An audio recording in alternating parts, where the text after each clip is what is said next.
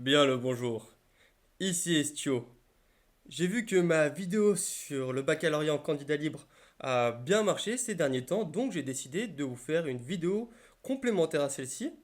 On va parler tout simplement de comment réviser le bac en candidat libre parce que j'ai reçu un commentaire sous la vidéo et même généralement quand je suis sur les groupes Discord ou dans d'autres lieux, même que ce soit tout simplement je rencontre aussi des personnes qui sont intéressées par passer ce bac candidat libre, tout le temps la même question revient, c'est comment réviser le bac en candidat libre. Je vais vous faire une mise en contexte pour vous prouver que tout le monde peut réviser ce bac en candidat libre. Comme vous le savez, j'ai fait le bac candidat libre avec une spécialité SVT et physique-chimie. J'ai pris comme spécialité abandonnée la biologie-écologie, là pour faire plus ou moins la même matière entre la SVT et la biologie-écologie, comme ça me permettait d'économiser du temps. Et comment j'ai fait réviser ce bac? En sachant qu'aussi je travaille 40 heures par semaine. Je travaille dans un collège le matin et le soir je travaille dans une pizzeria. Et 40 heures par semaine, bien sûr. Après j'avais les vacances scolaires vu que j'étais surveillant. Donc j'avais que la pizzeria quasiment toutes les 6 semaines parce qu'en moyenne les vacances scolaires c'est toutes les 6 semaines. Bref. Mais concrètement il me restait 3 4 heures pour réviser par jour. Parce que je faisais 7h30 jusqu'à 13h30 au collège. Et après la pizzeria, je faisais 18h30 jusqu'à 22h le soir. Donc vous voyez que le soir, et concrètement le soir, je révisais pas de la meilleure des manières. Je révisais avec des techniques que je vais vous montrer juste après. Mais bon, c'était une révision de 15 minutes, quoi, pas plus. Il fallait pas surcharger le cerveau. Et alors que vraiment la grosse période, c'était finalement de ces 13h30 jusqu'à ces 18h, voire le temps de manger plutôt de ces 14h jusqu'à ces 18h. Donc j'avais que 4 heures par jour pour réviser. C'était assez dur, mais concrètement en 4 heures, vous pouvez faire tellement de choses. En plus, les 4 heures, quand vous révisez peu, je vais vous dire un truc directement, notez-le, plus vous révisez peu, mieux vous retenez les choses. Concrètement, pour exemple, c'est la physique-chimie. J'ai révisé énormément la physique-chimie. Pourtant, je me suis rafalé une note de merde, j'ai eu 9. Alors que c'est la matière où je me suis plus bourriné le crâne. Et concrètement, les autres matières où j'ai bien plus allégé mes révisions, que ce soit la SVT, je ne suis pas là à fond, j'ai eu un 16. L'histoire, géographie, j'ai eu un 18, alors que j'ai pas révisé spécialement. Et la même chose que ce soit pour la philosophie, j'ai rien révisé, j'ai eu un 12. Pareil pour le français, j'ai quasiment rien révisé, j'ai eu un 12. Bref, c'était des matières où j'ai vraiment quasiment rien fait. Mais il y a vraiment que la physique-chimie, je pense que sur les 4 heures par jour, la physique-chimie, ça me prenait bien au moins 1h30, 2 heures de révision quotidien. Voilà, 1 heure et demie à 2 heures de révision quotidienne. Bref, là, on va attaquer le vif du sujet. Comment réviser le bac en candidat libre? Bien sûr, je vais vous donner des astuces par matière, des astuces aussi au niveau du timing que vous avez, et même plusieurs moyens afin de réviser en faisant d'autres choses. Parce que cette vidéo, elle s'adresse pour ceux qui passent le bac en candidat libre, mais elle peut s'adresser aussi pour ceux et celles qui passent le bac non classique, et voire même ceux qui sont déjà à la fac. Parce que vous allez voir, c'est des techniques de révision toutes connes. Voilà. Allez, on commence. Là, déjà, par la base, c'est l'organisation. Moi, je me prévoyais par jour 3 heures de révision. Même pas 4 heures, je me prévoyais que 3 heures max de révision. Et peut-être le week-end. Le week-end, ça dépendait. C'est soit je me prévoyais moins, soit quand c'était la veille des examens, je prévoyais, on va dire, 4 heures peut-être la veille des examens. Ce qu'il faut généralement pas trop faire. Mais sinon, quand j'avais encore le temps, je me prévoyais 2 heures le week-end parce que je préférais aller au sport ou faire autre chose. Voilà. Du coup, il faut avoir un planning assez clair. Quand je vous dis assez clair, c'est je vais réviser de telle heure à telle heure, quasiment chaque jour. Comme ça vous fait des petites routines. Après, moi, spécialement, je suis pas très adepte des routines. J'ai, on va dire, j'ai mon planning, j'ai ma to-do list, comme on va utiliser de l'anglicisme, même si j'apprécie pas trop. J'ai ma liste des choses à faire durant la journée et après, ça s'emboîte où je peux. Mais si vous préférez avoir un planning clair, faites-le. Vous avez plein d'applications qui vous le permettent. Vous avez le fameux tableau Excel. Sinon, vous avez des applications sur mobile, je sais que ça existe. Vous avez Obsidian, il y en a beaucoup qui l'utilisent aussi pour faire des plannings et pour réviser. Mais voilà. Et aussi, quand vous avez fait votre planning, avec des créneaux fixes ou non, moi, ce que je disais, c'était 3 heures de révision. Je m'en foutais de les caser à l'heure que plus ou moins, mais bon, à telle heure ou telle heure. mais plus ou moins c'était l'après-midi car c'est où j'avais le temps. Et bien sûr aussi, j'ai oublié de préciser, au cas où j'ai un chien, du coup je devais aller la promener matin, midi et soir. Voilà. Et ça me prenait peut-être le temps de une heure de mon temps. Mais après, quand je la promenais, je faisais d'autres techniques de révision que je vais vous dire juste après. Voilà. Du coup, chaque matière, après, quand un, vous avez prévu tout simplement ce temps de consacrer aux révisions. C'est quoi que vous allez réviser en priorité? Vous allez réviser en priorité les matières agro-coef. Les matières agro-coef, c'est vos deux spécialités qui sont coef 16. C'est-à-dire concrètement, moi c'était physique, chimie, SVT. Peut-être vous, ça sera maths, physique, chimie. Peut-être cette personne-là, ça sera HLP et SES. Bref, voilà, vous révisez vos coef 16 en priorité. Vous en foutez des autres. Coef 16 en priorité. Limite, ça doit tenir, je pense que si vous faites comme moi, vous révisez 3 heures par jour, ça doit tenir 1 heure et demie. Juste ça. Juste ça. Parce qu'en fait, c'est un coef 32 sur votre note. Vous vous rendez pas compte, ça vous fait quasiment toute votre note du bac. Bref. Dès que vous avez, et vous faites ça, vous écrémez petit à petit. Voilà, vous faites de l'écrémage. Et là, après, vous allez réviser du coup les coef 10, le grand oral. Mais même le grand oral, moi, je me suis pris que 3 semaines à l'avance. Mais ça, je vous laisse revoir du coup la vidéo que j'ai sortie sur l'organisation du baccalauréat et que je vous présente matière par matière comment ça se passe et comment j'ai fait pour les réviser. Et alors, le grand oral, moi, je me suis pris un mois à l'avance. Je me suis bien aidé de l'intelligence artificielle. ChatGPT m'a bien aidé. Google AI m'a bien aidé. Et même d'autres techniques de révision m'ont bien aidé à prendre mon speech tranquille. Il ne faut pas l'apprendre par cœur, votre speech. Ça ne fait pas naturel, ils n'aiment pas trop ça. Bref. Après, vous avez du coup les matières à coef 8. Donc, vous avez philosophie. Vous allez avoir quoi aussi coef 8? Du coup, votre spécialité abandonnée. Là aussi, ça vous avez compris, vous allez mettre plus d'énergie, plus d'investissement dans ces coef 8. Mais bien sûr, bien moins parce que c'est déjà divisé par 2 finalement le coef. Vous passez d'un coef 16 à un coef 16 à un coef 8. Et là, vous allez mettre du temps, mais voilà, pas énormément. Je pense que sur les 3 heures, si on repart sur la base des 3 heures, vous mettez que 30 minutes pour les deux coef 8. Et la philosophie, concrètement, vous pouvez vous en passer. Pour moi, ça sert à pas grand-chose. En fait, la philosophie, dès que vous respectez la méthode, vous êtes sûr d'avoir un 10. Apprenez la méthode par cœur. Et bien sûr, deux trois exemples fourre-tout. Et bien sûr, c'est de la culture générale, la philosophie. Mais voilà, vous avez compris.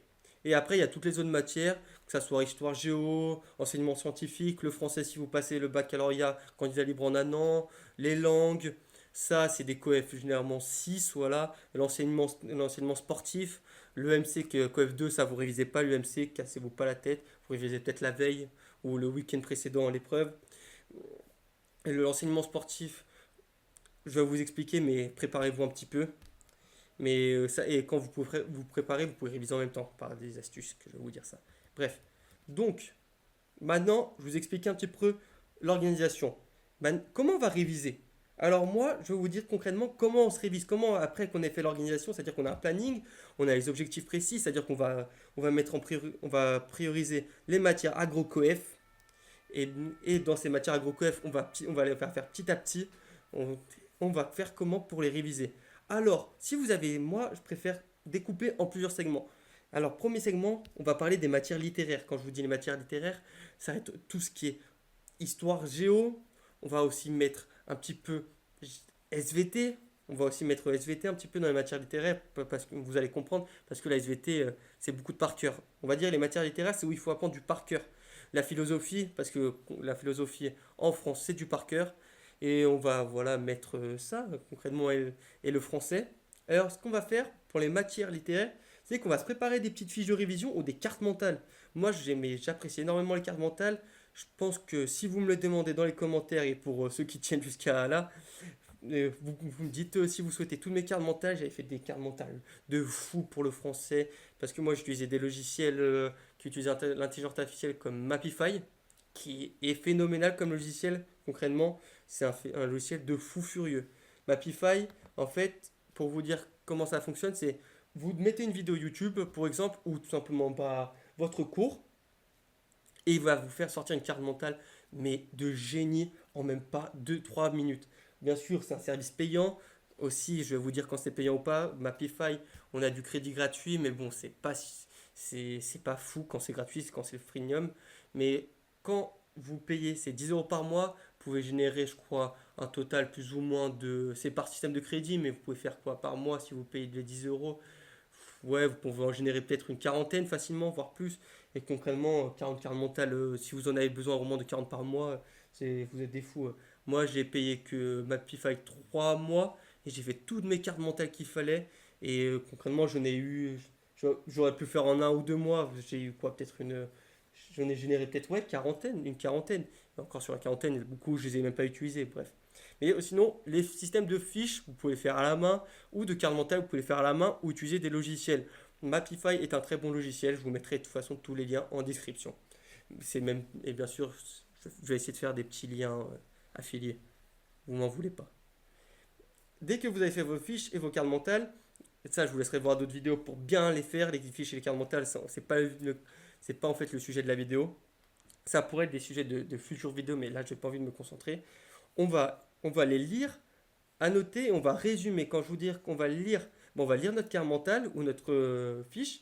Je vais plus parler des cartes mentales car je ne suis pas trop fan des fiches.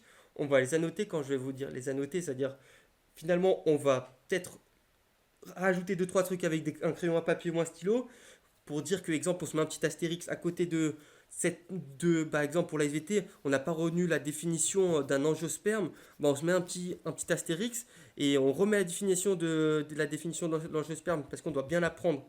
Et quand je vous dis un résumé, finalement, c'est que dans votre tête, quand vous avez lu et vous avez annoté, bah, vous faites un résumé, vous fermez les yeux et là, en fait, vous utilisez uniquement votre mémoire et même limite vos mains.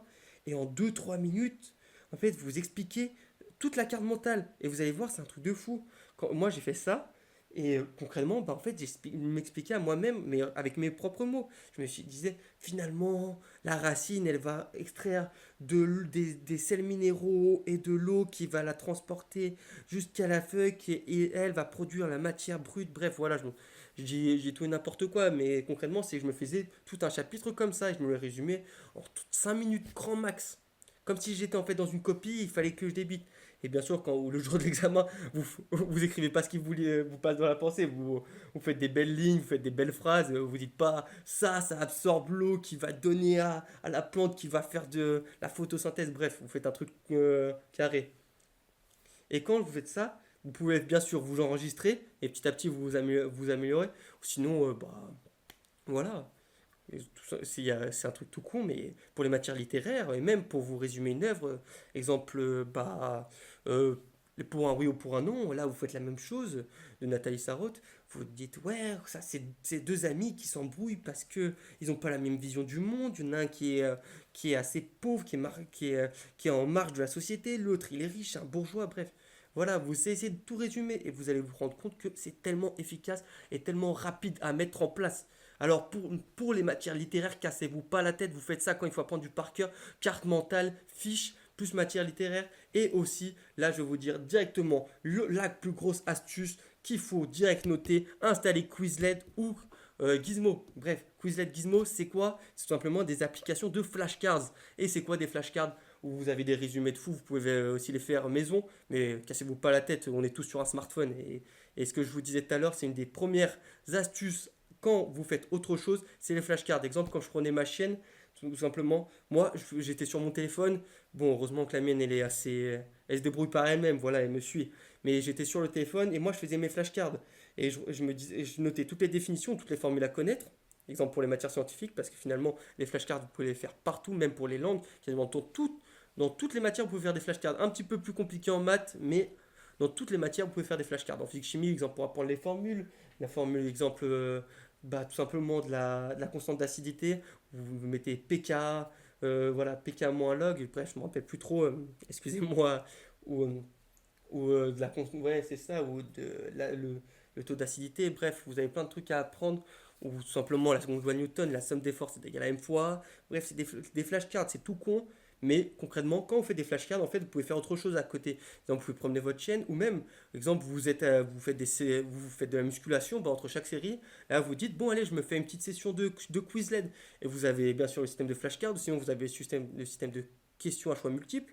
Vous avez tellement de petits jeux. Bien sûr, Quizlet, je vous ferai peut-être un tutoriel très rapide sur la chaîne YouTube, ou non, je vais essayer de le faire en short, ça. comment utiliser Quizlet afin de bien réviser. Ça, je vais essayer de le faire en short. Et après, n'hésitez pas à me demander dans les commentaires. Je peux vous envoyer aussi plein de dossiers pour la SVT que j'avais fait, des petites flashcards. Et concrètement, avec ça, je l'avais transmis dans un groupe Discord, mes flashcards. On a tous obtenu au minimum 15, 13, ouais, entre 13 la plus faible note. Et c'est moi qui faisais des cours d'SVT aux gens et je leur donnais à chaque fois mes flashcards. Bon, on a tous obtenu des super bonnes notes et tout le monde m'a remercié parce que dans les flashcards, en fait, tu avais l'essentiel de tout le programme d'SVT.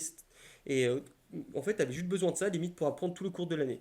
Bref, voilà, les systèmes de flashcards, premier super tips à faire. Et flashcards, conseil numérique, pas physique. Ah, je trouve que c'est mieux. Voilà. Maintenant, on va venir aux matières qui sont plus scientifiques. Les matières scientifiques, quand je vous dis les matières scientifiques, c'est les matières où on a besoin de faire des exercices, c'est-à-dire physique, chimie, maths, NSI, SI. Bref, c'est toutes ces spécialités-là qui vont être assez, on va dire, chronophages ou assez compliquées. C'est-à-dire qu'il faut faire des exercices compliqués pour qui, ça dépend, mais voilà. Alors là, pas de secret. Bien sûr, il faut faire des fiches de formules, c'est-à-dire toutes les formules à apprendre, que ce soit en maths, en physique, en sciences de l'ingénieur. Et bien sûr, des schémas si vous faites de la physique chimie ou de la science ingénieure, ça vous aide grandement. Pour les schémas, je peux vous conseiller d'aller sur le site. Comment il s'appelle ce site-là? Il y a Labo Lycée qui est sympa, il propose des schémas, mais il y avait un autre site que je vous remettrai dans le lien de la description où vous avez la blinde de schémas gratuits. Je crois que c'est eProf, physique chimie. Voilà. Et ces schémas-là, ils sont totalement gratuits et pas besoin d'acheter des. Après, on va revenir sur ce que vous pouvez acheter, mais voilà, des fois c'est un petit peu cher. C'est un petit peu cher. Là, vous n'avez pas besoin d'acheter. Vous faites tout simplement sur ePhysique Chimie Prof. Vous installez c'est des cartes mentales, mais où il y a tous les schémas. Alors c'est super simple. Et des fois, ils demandent de faire des schémas, exemple en physique chimie, pour, pour illustrer la seconde loi de Kepler. Ils vous demandent un petit schéma. C'est un exemple, voilà, mais je sais ils ont déjà demandé dans certains annales bac. Et en parlant d'annales de bac, bah, bien sûr, vous révisez l'exercice.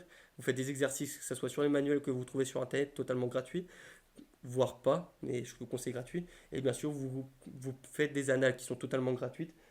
Vous allez sur sujetdebac.fr, vous allez sur Labo Lycée pour la physique chimie, voir la SI, et vous martelez de sujets de bac. Et après, limite, si vous n'arrivez pas à les faire, regardez la correction et essayez de comprendre en fait les choses. Comment est- Parce que généralement ils mettent tout le temps la correction, mais vous essayez de comprendre comment ils sont arrivés à ce résultat-là. Et peut-être deux trois jours après, bah, ça va être encore frais dans votre tête. Vous allez peut-être déjà avoir la réponse, mais en fait vous essayez juste de vous remémorer les étapes et vous allez voir que généralement bah, c'est toujours les mêmes étapes. C'est juste peut-être les arrondissements qui vont changer entre les exercices ou bah, les unités, bref, voilà, c'est juste ça qui change, mais sinon, concrètement, c'est tout le temps la même chose, que ça soit physique, chimie, un petit peu moins la même chose, c'est un petit peu casse-tête, mais maths, chaque année, c'est la même chose, c'est la même chose, c'est la même chose, c'est juste du bourrinage de crâne, les maths, en France. Bref.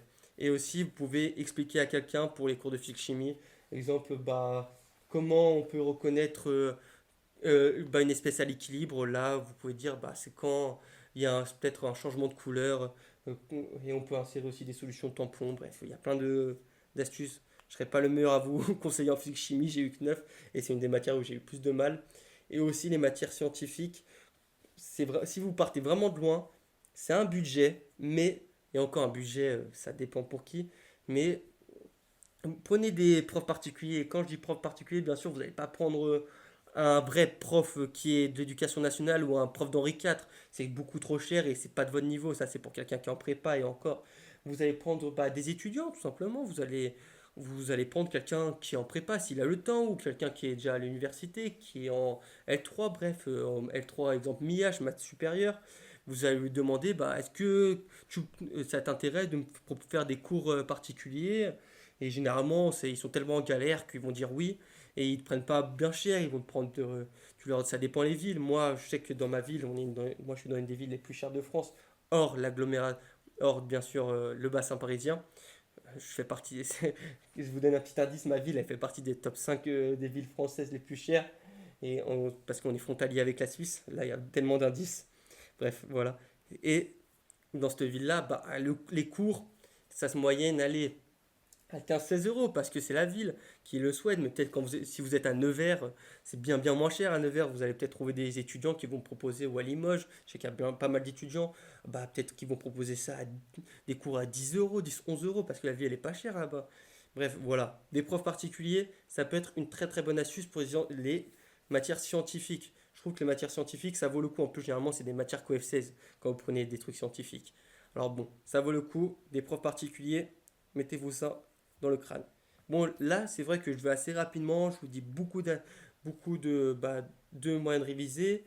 Maintenant, je vais, je vais encore vous donner des moyens de réviser. Mais là, ça va être des moyens de réviser qui sont un petit peu plus, on va dire, ça dépend qui, voilà.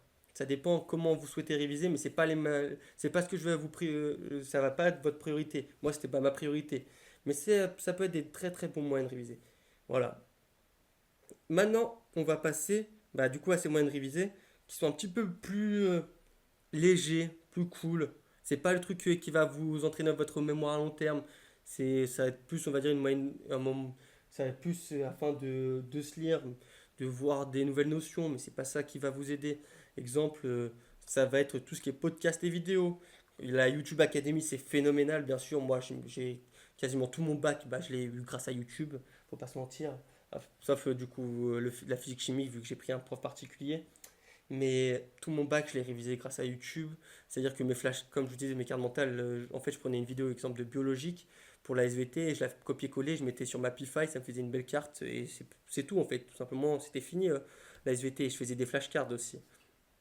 Et pour la philosophie, j'ai rien fait de tout ça. Le français, j'ai fait la même chose avec bac de français, je crois, la chaîne YouTube. Ou Média Class, voilà. Ça ressortait oh, incroyable concrètement. Ces vidéos, c'était des pépites. Et en plus, quand tu les mettais en carte mentale, c'était tellement. En fait, j'ai eu 12 grâce à lui. Grâce à sa vidéo sur pour un oui et pour un non, j'ai pris la dissertation. Et c'est grâce à lui, plus du coup la petite carte mentale qui était mais vraiment condensée au max. Mais j'étais super fier de moi là. J'ai pas mis énormément de temps pour une note qui est plus que correcte pour moi. Et voilà, tout ce qui est podcast aussi, où je peux vous conseiller quoi? Sur Spotify, je sais qu'il y a les studios Bilobab. Et aussi, le podcast, vous pouvez en trouver sur YouTube. Et vous avez les studios Bilobab qui proposent des podcasts, que ce soit sur les œuvres en français, les notions en philosophie aussi. Pour la philosophie, moi, ce que j'ai fait, même si j'ai quasiment rien révisé, c'est que en fait, je ne considérais pas vraiment ça comme la révision, mais de temps à autre, je me mettais un podcast sur un thème au bac. Exemple, je mettais l'art et je regardais ce qui me tombait dessus, les vidéos de YouTube. Et quand je faisais, exemple, ma séance de sport par semaine, euh, j'en faisais 2-3 séances de sport par semaine. Faites du sport, c'est important. Et je me mettais un podcast, d'exemple du précepteur sur l'art. Et je me mettais aussi peut-être quelques petites vidéocasts, c'est-à-dire des vidéos qu'on peut regarder aussi, qu'on peut écouter en tant que podcast, des studios Bilobab pour la SVT, que ça soit aussi des œuvres condensées, c'est super sympa pour le français. Si vous voulez pas acheter un livre, même si c'est complètement con, acheter le livre, en plus les livres ils sont à 2 € pour le bac de français, c'est fait exprès, ils peuvent pas augmenter les prix, c'est que 2 €, c'est pour que tout le monde les achète. C'est pour pas que le bac il soit plus ou moins, on va dire, contrarié par le budget des parents, 2 €. Et encore, certains lycées les offrent. Bref. Et voilà, vous écoutez des résumés d'œuvres, comme ça vous avez vraiment que l'essentiel. Et il y en a juste avec des résumés, j'ai connu une personne qui a passé le bac en candidat libre, qui écoutait juste des résumés. Bon, il a eu de la chance d'avoir écouté les bons résumés. Il avait pris aussi pour un oui, un pour un non. Lui, il a encore une meilleure note que moi, il a eu un 14. Bref, quand c'est des matières littéraires, des fois il faut pas se casser la tête de comprendre pourquoi il a une meilleure note que toi, c'est au bon vouloir du correcteur. Voilà, il a eu un 14 alors qu'il avait juste écouté un podcast ouais, un podcast sur pour un point non, un 14, c'est n'importe quoi, il avait rien révisé le mec. Et voilà, du coup, podcast vidéo super pratique. Je vous conseille les studios Bilobab et le précepteur pour la philosophie. Vous avez aussi tellement d'autres ressources, voilà, que ce soit en termes de vidéos. Et je vous laisserai faire vos propres recherches. Alors, là, ça fait déjà au moins 25 minutes que je parle. Je vais vous donner 2-3 aussi conseils. Là, c'est pas vraiment des conseils de révision, c'est plus des conseils de mémorisation. Excusez-moi, j'ai du mal des fois à épeler certains mots parce que je suis dysphasique. Donc, c'est un petit peu compliqué. Et en plus, j'ai même pas demandé mon tiers-temps, bref. je raconte ma vie, mais voilà. Tout ce qui est mémorisation, parce que c'est bien d'apprendre, mais en fait, il faut mémoriser les choses, parce que jour J, on va vous demander de cracher ce que vous connaissez. Alors, moi, pour mémoriser, ce que je faisais, c'était la méthode des J. Bah, la méthode des J, en fait, tout simplement répétition espacée. Et je la faisais généralement avec mes flashcards. Quand je vous dis avec les flashcards, c'est là, vous avez vous faites une session de flashcards, et le lendemain, vous allez la refaire, et après, pendant 3 jours, vous l'oubliez. C'est-à-dire que vous n'allez pas vous concentrer sur ce chapitre-là, vous allez faire peut-être des autres flashcards ou autre chose. Et après, vous reprenez 3 jours après. Est-ce que vous revenez et vous allez voir au début, c'est frustrant parce que vous n'allez pas retenir beaucoup de choses. Mais petit à petit, vous allez voir que finalement, vous allez devenir un monstre. À un moment, vous allez même souffler dessus car vous allez tout connaître par cœur. Et c'est à ce moment, quand c'est la lassitude, les limites, c'est quand vous avez gagné vos révisions. Quand ça devient lassant et que ça veut dire vous connaissez tout, c'est quand vous avez gagné vos révisions. Je vous le dis. Et c'est là qu'il faut le mental compte. C'est-à-dire qu'il faut, faut pas que ça devienne lassant trop rapidement. Faut quand même garder le cap. Mais voilà, répétition espacée, ce que je vous recommande, la méthode DJ. Il y a plein de vidéos qui en parlent sur YouTube. Mais voilà, répétition espacée combinée avec les flashcards, je trouve que c'est la meilleure des choses. La même chose pour les annales, faites des chapitres. Bref, des chapitres, vous les refaites peut-être toutes les 3 mois, 3 semaines, un chapitre. Voilà, répétition espacée, c'est la meilleure des choses. Sinon, il y a la méthode Feynman. C'est cool la méthode Feynman, c'est ce que je vous disais tout à l'heure, à peu près c'est à l'oral, mais cette fois-ci c'est à l'écrit. C'est-à-dire que au lieu de fermer les yeux et d'essayer d'expliquer le chapitre, finalement c'est comme si vous étiez le jour J, vous prenez une feuille blanche et vous allez balancer tout ce que vous savez sur le chapitre. Bien sûr, sans vouloir faire les choses au propre, comme si c'était le jour J, c'est-à-dire que vous allez juste balancer des phrases, ou vous faites des bullet points, c'est-à-dire que vous dites ça, vous allez les relier, bref. En fait, sur une feuille, vous allez juste mettre tout ce que vous savez. Et ça aussi, c'est une très très bonne méthode que j'apprécie un petit peu moins. Je préférais un petit peu faire, on va dire, la méthode en fermant les yeux et m'expliquant à moi-même. Et après, quand vous faites ces méthodes-là, vous allez un petit peu regarder peut-être une vidéo YouTube pour voir si vous n'avez pas dit de la merde. Mais il y a plein de trucs aussi. Quand vous faites cette méthode-là, je peux vous la conseiller de faire avec des moyens mémotechniques. Quand vous mémotechnique, exemple, c'est pour les. Moi, je sais que j'avais pour les phases de la méiose et de la mitose en SVT. Exemple, pour retenir prophase, métaphase, anaphase, télophase, c'est-à-dire les 4 divisions cellulaires, moi, je l'avais retenu en disant papa, maman, à tort. Tout simplement, voilà, papa, maman a tort. Papa, prophase, maman, métaphase, anaphase, tort, télophase. Voilà, vous avez plein de mémo techniques, à vous de les trouver. Mais vous avez énormément de trucs et bien sûr des autotests fréquents. Et pour les maintenant, ça c'est je le pratiquais sans le pratiquer parce que là on a parlé énormément de révision, même moi je l'ai assez rapidement pour pas que ça soit trop long pour vous. Et bien sûr, n'hésitez pas à me mettre des commentaires si vous n'avez pas compris certaines choses ou vous voulez que j'approfondisse certaines choses parce que le podcast il fait quasiment 30 minutes. Et maintenant, on va parler un petit peu des équilibres de révision parce que c'est bien en fait de réviser, mais comme je vous disais, il ne faut pas réviser trop. Il ne faut pas trop réviser, vous allez juste surcharger votre cerveau. C'est comme je disais avec la physique-chimie, pour moi j'ai trop révisé la physique-chimie, c'est pour ça que j'ai eu une note de merde. Je me suis cassé la tête dans la physique-chimie, il fallait pas que je me casse la tête. Alors, dans mon cas, et dans votre cas, je vous conseille aussi d'équilibrer. C'est-à-dire que exemple, vous pouvez faire la méthode Pomodoro, vous faites 25 minutes de révision et 5 minutes vous faites 5 minutes de légèreté. Quand je vous dis de légèreté, vous allez marcher, vous allez prendre l'air. Bon, quand vous allez prendre l'air, vous allez sur votre balcon, sur votre jardin, si vous avez la chance d'en avoir un. Bref, vous faites autre chose. N'évitez d'aller sur le téléphone parce que en fait, le téléphone, il va vous aspirer votre concentration et ça va tout niquer. Moi, j'apprécie pas spécialement la technique Pomodoro, mais certaines personnes apprécient. Moi, ce que j'aimais bien faire, c'est que quand je révise, j'allais d'abord, en fait, je mangeais. Après, j'allais promener ma chienne. Je révisais, exemple pendant environ 3 heures. Bon, c'était plus comment ils appellent ça, c'était pas du deep work quand ils disent le deep work, c'est-à-dire on se concentrait réellement sur la tâche. Ça peut-être je prenais que 30 minutes par jour. C'est-à-dire que vraiment j'allais que ça, sinon sur le flouze work, c'est ça je crois le flouze work, peut-être j'ai de la merde. Ça me prenait le reste, c'est-à-dire le flouze work, c'est-à-dire qu'on n'est pas spécialement super concentré là-dessus. Mais voilà, ça me prenait 3 heures et après la fin de ces 3 heures, j'allais renouveau promener ma chienne. Et puis ça me faisait ma marche, ça me faisait prendre l'air. Et plus j'étais content comme ça, et même bien sûr, des fois je faisais des flashcards en même temps. Ça me permettait de tout mélanger, c'est-à-dire ça me détendait vu que je promenais, j'étais dehors, je faisais un truc bien parce que je promenais ma chaîne, c'est pas un truc bien, c'est un truc obligatoire, mais moi ça me fait du bien. Et en même temps je révisais. Tout gagnant, vraiment tout gagnant. Et bien sûr, les équilibres aussi, on va parler de l'équilibre alimentaire, c'est très important de bien manger. Quand je vous dis bien manger, c'est-à-dire manger des protéines suffisantes, consommer peut-être des oméga 3 parce que les oméga 3, c'est prouvé que ça aide à la fabrication simplement de neurones et de neurones, et les neurones, c'est ce qui vont permettre d'avoir les meilleures connexions possibles et de conserver les informations. Oméga 3, je ne vais pas vous faire un dessin des poissons, tout ça, c'est riche en oméga 3, mais vous m'avez compris, une alimentation équilibrée. Je vous ferai une vidéo, ça c'est très important, sur l'alimentation en tant qu'étudiant. Vous allez voir que pour très peu cher, on peut très très bien s'alimenter. Et bien sûr, apprendre à gérer son stress, c'est peut-être un des trucs les plus compliqués parce que la physique-chimie, comme je vous ai dit, j'ai trop révisé là-dessus, j'ai trop misé dessus. Et le jour J, bah, je suis allé, comme je l'avais dit dans le podcast précédent, je suis allé 6-7 fois aux toilettes pendant les épreuves, 3h30 d'épreuves. Allez, 7 fois aux toilettes parce qu'en fait j'étais trop stressé et que ma vessie, bah, moi quand je suis stressé, comme beaucoup de personnes, bah, ça donne envie d'aller aux toilettes. Et voilà, il faut apprendre à gérer son stress. Et c'est un truc qui se fait tous les jours. Vous pouvez regarder des vidéos YouTube, vous pouvez peut-être installer des applications comme Petit Bambou qui vont permettre de faire un petit peu de méditation. C'est très important. Et parce qu'en fait, finalement, beaucoup d'épreuves, vous savez les choses. Là, on va faire un petit moment de légèreté.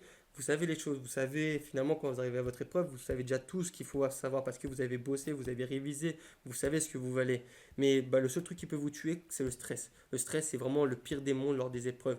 Combien de personnes savaient tout, mais se sont vautrées à cause du stress? Moi, physique-chimie, je me suis vautré sur à cause du stress et parce que je me suis et ce stress est dû à quoi? Parce que je me suis chargé trop mentalement là-dessus. Alors, bien sûr, gérer votre stress, je pense que ça serait le mot de la fin, c'est ça, gérer votre stress. Dès que vous apprenez à le gérer, bah finalement les épreuves vont bien se passer. Voilà. Bien évidemment, n'hésitez pas à lâcher un like, à vous abonner. C'est très important pour moi et pour la chaîne. Ça me permet de continuer à vous aider et à produire d'autres sujets qui peuvent vous aider. Et n'hésitez pas à mettre ce que vous souhaitez que je vous explique en commentaire ou même de vous aider, ça serait exceptionnel. Et bien, on va terminer sur les mots de la fin qui sont habituels dans cette chaîne. C'est quoi? C'est prenez soin de vous, regardez autour de vous, le monde est merveilleux. C'était Sio, on se retrouve à très bientôt dans un prochain podcast. Au revoir.